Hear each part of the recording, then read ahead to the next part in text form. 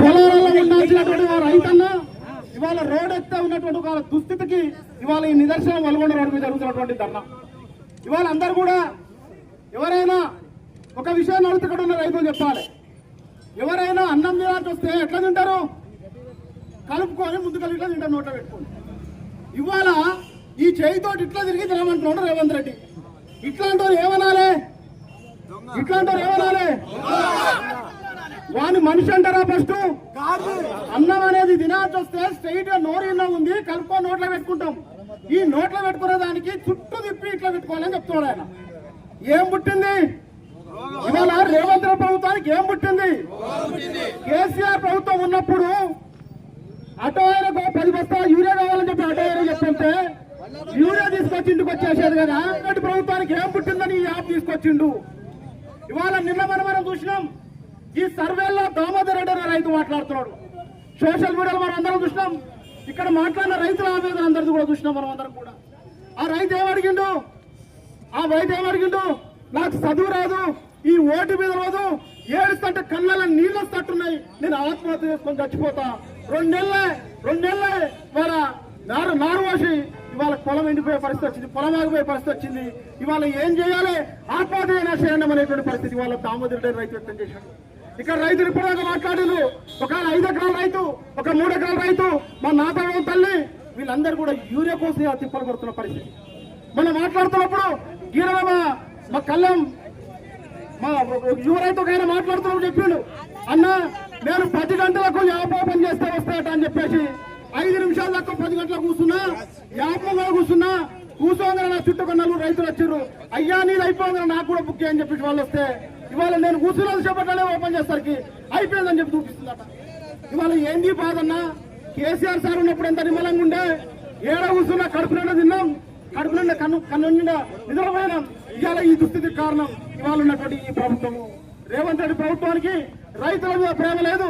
ఇవాళన్నీ కూడా ఈ వ్యవస్థలన్నీ కూడా ఏర్పాటు చేసే ఉండే కదా. మీకు తెలియని విషయాల రైతులకు ఎక్కడ ఇబ్బంది కాకుండా మా తెలంగాణ రైతుకు ఎక్కడ ఇబ్బంది కావద్దని చెప్పేసి కేసీఆర్ సారు నీళ్లు ఇచ్చిండు, 24 గంటల కరెంట్ ఇచ్చిండు, విత్తనాలు ఎరువులు దొరకటట్టు చేసిండు. రైతుకు పెట్టుబడి సహాయం కూడా ఇవాళ చేసిన విషయం కూడా మనకు తెలుసు. కరోనా లాంటి కష్టకాలంలో కూడా కేసీఆర్ సార్ మా రైతులకు ఇబ్బంది కావద్దు, పెట్టుబడికి ఇబ్బంది కావద్దని చెప్పేసి ఇవాళ పెట్టుబడి సహాయం కూడా చేసిన విషయం కూడా మనకు తెలుసు. ఇవాళ ఈ రేవంత్ రెడ్డి ప్రభుత్వం ఎన్నికల ముందు ఏం చెప్పింది? ఇవాళ తీసుకుంటే 7,000, 5,000, రేపు వచ్చే నెల తీసుకుంటే 7,500 అని చెప్పింది. ఇవాళ రెండు కాలది ఇవాళ ఈ రేవంత్ రెడ్డి ప్రభుత్వం ఎగ్గొట్టింది. మున్సిపల్ ఎన్నికల ముందు చెప్పింది ఎన్నికలు అయిపోగానే మీకు రైతు భరోసా ఇస్తానది. వేసిందా రైతు భరోసా? మళ్ళీ ఏమన్నాడు? 17వ తారీఖు నాడు వేస్తాడు. వేసిందా? ఇవాళ ఎప్పుడు వేస్తారో తెలియదు. కేసీఆర్ సార్ ముందే చెప్పిండు, అరే మీరు ఆగమైతారా అంటే మోసపడతాము, ఆగం కావద్దు, కాంగ్రెస్ వాళ్ళు ఆగమాగం చేస్తారు, వాళ్ళ గత్తరగాళ్ళు వాళ్ళ మాటలు నమ్ముకుంటూ మోసపోతామని కేసీఆర్ సార్ చెప్పినట్టుగానే రైతు బంధుకు రామ్ అవుతుందని చెప్పినట్టుగానే ఇవాళ రైతు బంధుకు రామ్ అయిందా కాలేదా? ఇవాళ రైతు బంధుకు రామ్ అయింది రైతు భరోసా పేరు మీద. ఇవాళ రైతుకు లాస్ట్ కు యూరియా కూడా దొరకని పరిస్థితి తీసుకొచ్చిండు. రైతు ఏం పాపం చేసిండు? ఏం అన్యాయం చేసిండు రైతు? ఇవాళ రైతు మీద ఏ మాత్రం కనికరలేని ప్రభుత్వం ఇవాళ రేవంత్ రెడ్డి ప్రభుత్వం. ఏం మాయ రోగం వచ్చింది? ఇవాళ ఉన్న వ్యవస్థను బాగు చేస్తే అయిపోయింది కదా. కేసీఆర్ సార్ వచ్చిన తర్వాత చెరువు బాగు చేసే, నీళ్లు ఇచ్చే, కరెంట్ ఇచ్చే, విత్తనాలు ఇచ్చే, ఎరువులు ఇచ్చే, పెట్టుబడి సాయం ఇచ్చే, మా రైతన్న ఎవరైనా చనిపోతే ఆ కుటుంబం అనాథ కావద్దని చెప్పేసి 5 లక్షల భూమి బీమా ఇచ్చే. నీకేం పుట్టింది? నువ్వు ఎందుకు చేయలేకపోతున్నావు? ఇవాళ మన రైతుల గట మోటార్ల గట మీటర్లు పెడతాడట, కరెంటు మీటర్లకు మోటార్లు పెట్టబోతున్నాడు. మేము ఒక్కడే చెప్తాము రైతులకి, కేసీఆర్ సార్ ఉన్నంత కాలం రైతుల వరకు కూడా ఆందోళన వచ్చిన అవసరం లేదు. రైతులకు కేసీఆర్ సార్ ఉన్నాడు, మీరు నిశ్చింతగా ఉండండి. ఇవాళ ఈ ప్రభుత్వం చాలా మండి దుర్మార్గమైన ప్రభుత్వం. మన పోరాడకపోతే మన సమస్యలు పరిష్కారం కావు. మనం పోరాడాల్సిందే. పోరాటాల కోసం మనం అందరం కూడా ఐక్యం కావాల్సిందే ఈ సందర్భంగా తెలియజేస్తా ఉన్నాం.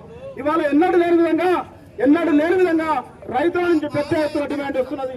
అయ్యా మా గురించి మీరు మాట్లాడరా, మా గురించి మీరు పోరాడరా అని చెప్పి మాట్లాడుతున్నారు. కాబట్టి మనమందరం కూడా సంఘటితంగా ఉండాలి, ఐక్యంగా ఉండాలి. రైతు సమస్యలు కాదు కాబట్టి